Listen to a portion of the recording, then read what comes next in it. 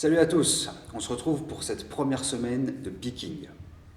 Concrètement, ça signifie que je vais virer les séries longues et faire beaucoup plus de singles, des répétitions uniques à travers les séries. Alors si au début les poids sont relativement légers, ils vont augmenter au fur et à mesure des semaines pour me permettre de créer un pic de forme pour le moment voulu, à savoir évidemment le 5 juin et la compétition. Je vous laisse donc avec ce que j'ai fait durant cette première semaine.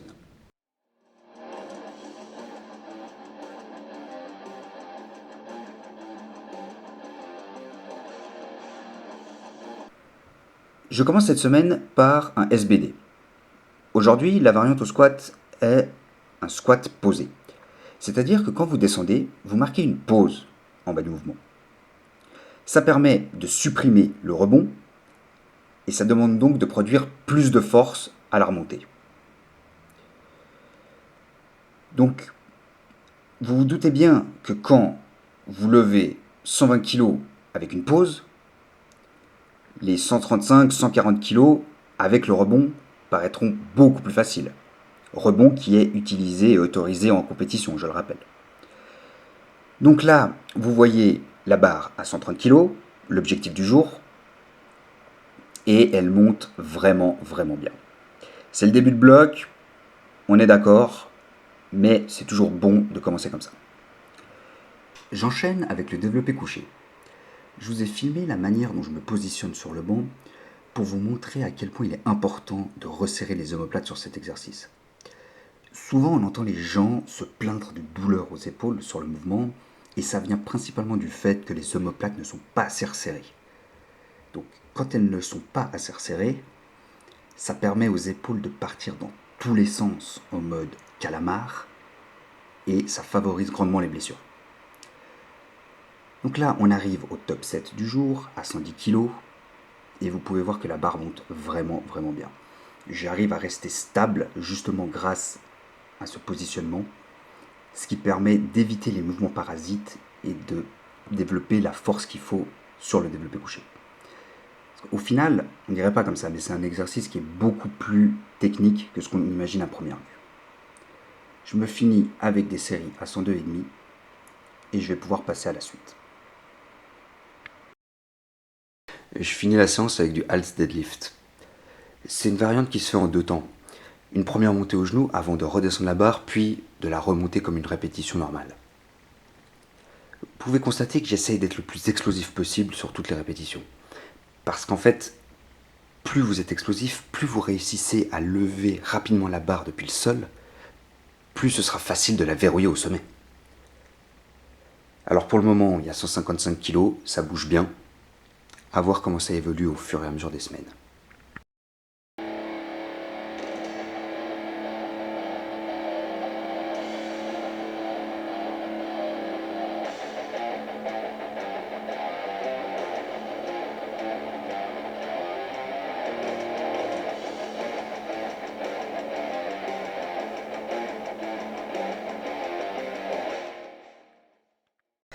J'attaque le jour 2 par du squat barre haute.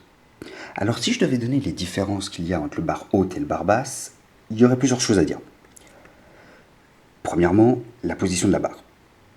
Sur un squat barre haute, on place la barre sur le sommet des trapèzes. Oui, merci Captain Obvious. Sur un squat barre basse, plus bas et surtout sur l'arrière des épaules. Mais il faut noter aussi l'écartement des pieds. Sur un barre haute, vous aurez tendance à être un peu plus resserré pour être un peu plus droit. Un peu comme les haltéros en fait. Là où sur un barre basse, vous allez devoir écarter un tout petit peu les pieds parce que le centre de gravité fait que vous êtes plus à l'aise avec les pieds écartés. Finalement, il y a une différence d'activation des hanches. Parce que sur un squat barre basse, comme vous allez devoir vous pencher plus en avant, ça signifie que vous allez devoir engager plus les hanches. Ce qui fait qu'évidemment, plus on engage de muscles sur un mouvement, plus on arrive à porter lourd. Et c'est pour ça que vous voyez la différence de poids entre le squat barre haute et le squat barre basse. Là, le lundi, je lève 130 en barre basse avec une pause, là où le mardi, je lève 115 en barre haute. sans pause. Il y a aussi quelque chose d'assez fascinant avec le squat, je ne sais pas si vous avez remarqué, mais vous faites vos répétitions, je ne sais pas, dites-vous que vous devez en faire 6. Vous arrivez à 3 reps et vous vous dites, ok, c'est mort. C'est mort, je n'arriverai même pas à en faire une de plus. Puis il y a une petite voix dans votre tête qui vous dit, non mais vas-y, pousse, pousse. Et tu continues, et finalement, on se rend compte que on arrive à faire les 3 reps qu'on devait faire, les 3 reps supplémentaires qu'on devait faire. Et je dis ça pour le squat parce qu'il y a vraiment peu d'autres exercices où on a les mêmes sensations.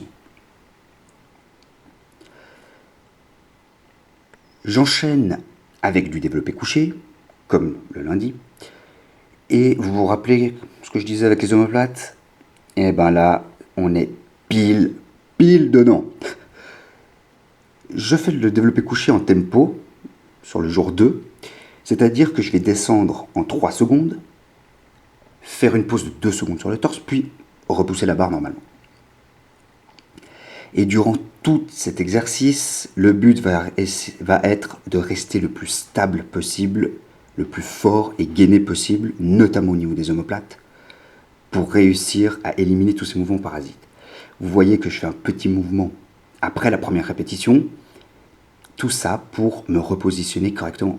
On en est là au développé couché. Il faut vraiment réussir sur chaque répétition à être le mieux positionné possible pour pouvoir produire le plus de force.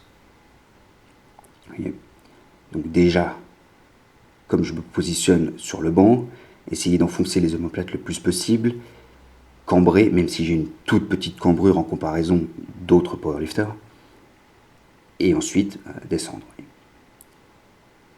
voyez, regainer, essayer de recambrer le dos, regainer les omoplates et pousser après ça.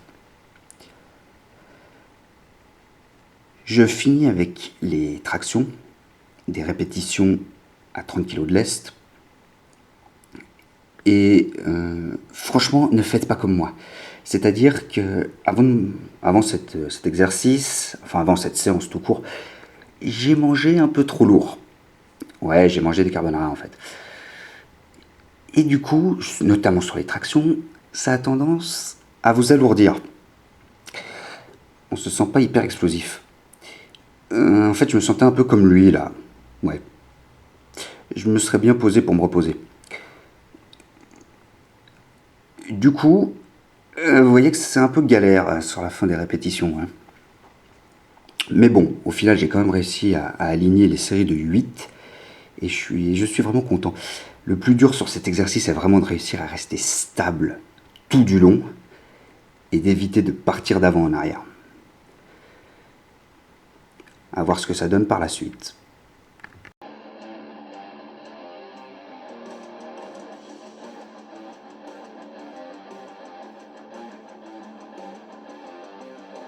On passe au jour 3 et je voulais aborder avec vous un thème dont on ne parle pas très souvent.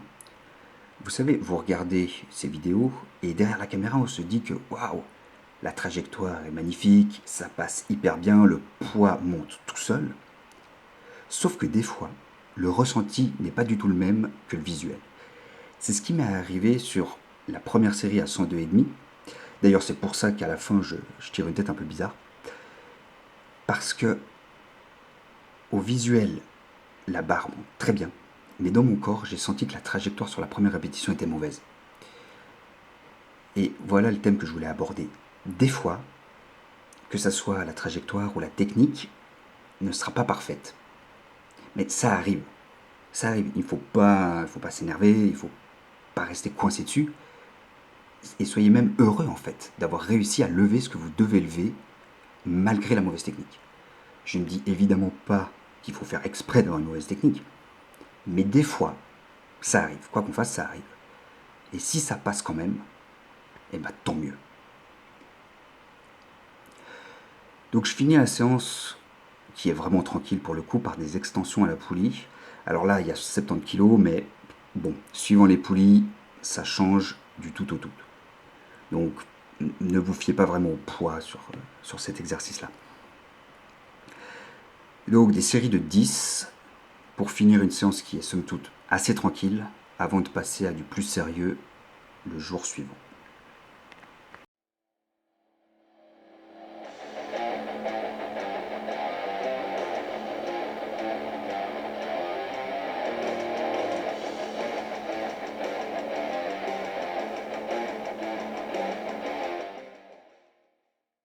On passe au dernier jour d'entraînement. Et pour ce vendredi, je devais faire un squat et un soulevé de terre en single à un poids que je maîtrise plutôt bien. Alors, c'est la première semaine de picking, donc on va éviter de se cramer et de mettre trop lourd directement. Donc l'objectif sur le squat était les 140 kg. Et comme vous voyez sur l'écran, ouais, il passe plutôt bien. Donc je ne peux être que satisfait de ce que j'ai fait. J'enchaîne donc après avec des séries à 120 kg. Et je voulais vous parler de l'écartement des mains sur le squat. Alors vous voyez, en compétition, la règle stipule que les mains doivent être à l'intérieur des disques. Vous n'avez pas le droit de les toucher pendant tout le long du mouvement, évidemment. Mais vous pouvez les placer où vous voulez à l'intérieur. La seule contrainte est que la main entière doit toucher la barre. Bon. Seulement, il y a une différence entre le squat barre haute et le squat barre basse. Sur le barre haute, la position des mains est assez naturelle, logique. Vous vous placez sous la barre, vous l'attrapez et voilà, il n'y a pas de contrainte. On se sent bien à ce niveau-là. Par contre, quand vous faites du squat barre basse, c'est complètement différent. C'est-à-dire que, vu la position de la barre sur le corps, vous êtes obligé de rabattre les épaules vers l'arrière, de rabattre les coudes vers l'arrière pour pouvoir la choper de manière correcte. Sans ça, ça serait beaucoup trop instable. Et ce n'est vraiment pas agréable quand on n'a pas l'habitude. Pour vous dire, ouais, vous allez vous en sentir un peu comme lui là, au début.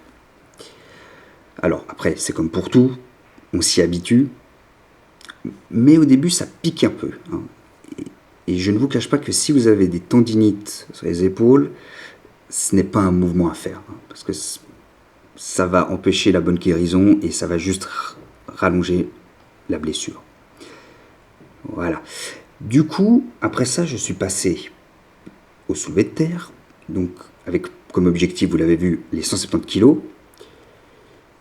Et il passe vraiment bien. Mais plus que le poids levé, parce que voilà, la semaine passée, j'avais déjà levé 2 fois 172,5 kg, donc il n'y avait aucune raison pour que les 170 ne passent pas. Mais cette semaine, il y a eu une différence.